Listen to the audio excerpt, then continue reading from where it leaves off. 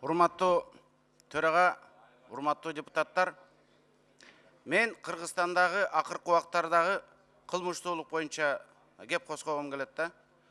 Мына 50-жылдардагы Сицилияга окшоп баратабыз. Тоскоолдуксуз элечи.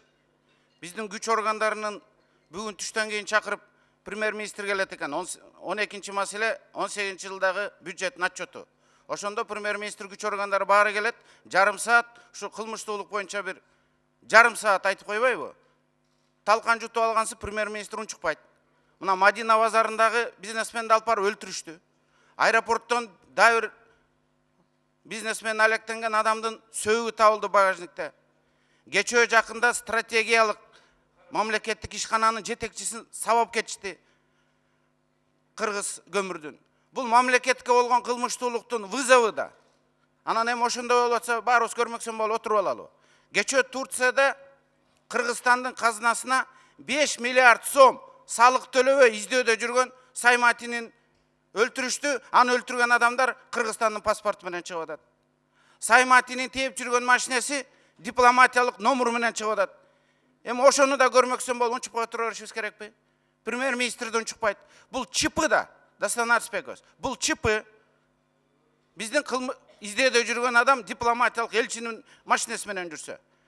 Же Батукаев эртең Россиядан элчинин машинеси менен жүрсө унчукпайбызбы? Бул чипы да алып келип териштирели да. Парламентке берген маалымат, урматтуу депутаттар, бул жалпы элге берген маалымат. Ошондуктан бюджеттин жана 18-жылдагы отчеттун караганда ушул боюнча жарым саат маалымат берип койсун. Ал эмне болгон номер? Эмне үчүн аны менен Саймати жүргөн? Эмне үчүн ага эч ким жооп бербейт? Биз эми Сицилия болобузбу? Унчукпай отура берсек, урматтуу депутаттар, эртең ошондой эле болот. А күч органдары Рахмат. Дастан Арыспеков, азыр мен убактым токтоп турла. Тиги аткарылыш боюнча 2018 бюджети бүгүн каралабыз, ат канчада каралат? Бактыгеч, азыр мен түшүндүрүп кетем, сунуштар берсеңиздер, мен айтам, анан добуш менен чечебиз. Мен саатын токтоп турлачы, мен бул маселе боюнча да сөзүм бар. Эми 2018 жылды аягына коюп коюптур да. Мындай бекинип тургандай да, коркуп тургандай да. Ачык айтканда, акыркы учурларда счетный палатанын отчетун түштөн кийинки коюп атабыз. Центральный банктын отчетун түштөн кийинки коюп атабыз. Бүтүн олуттуу маселелерди түштөн кийинки коюп атабыз. Эми уят да эми. Ошону мында биринчи саатка коюп эле депутаттардын баарын маанайы жакшы, күчү толо ушу мезгилде коюш керек да. Ошон үчүн мен айтат элем, ушундай маселелерди окшогон эртерээк койсок. Анан кийин мен убактым кетип калды. Кийинки маселе. Азыркы мына Убакыт берилип атат сизге, ошол убакыт менен сүйлөп атасыз, Бактыгеч. Эми жетпей калсы да. Урматтуу коллегалар, азыр мына өкмөткө сиздер кайрылуу жасадыңар. Келсин, мына тиги бул болсун. Келип баягы эле отчетту айтат, эч нерсе чечилбейт. Мен мына Исаак Шишинчукуловго кайрылат элем. Коалициянын башчысына. Бул сиздердин өкмөтүңөр. Мына адам өлтүрүү болуп атат. Жоопкерчилик кайда? Мына Кадамжайда электе шахталарда өлүм болду, жоопкерчилик кайда? Фальшивый паспорттар чыгып атат, жоопкерчилик кайда? Бюджет толбой атат, жоопкерчилик кайда? Көмүрдүн баасы жогорулуп атат, жоопкерчилик кайда? Электроэнергиянын тарифин көтөрөбүз деп атат, өзгөртөбүз деп атат, жоопкерчилик кайда? И бир толо мына маселелер абдан көп да бул жерде. Ошон үчүн урматтуу коллегалар, биз мында коалиция турган коллегаларсыңар.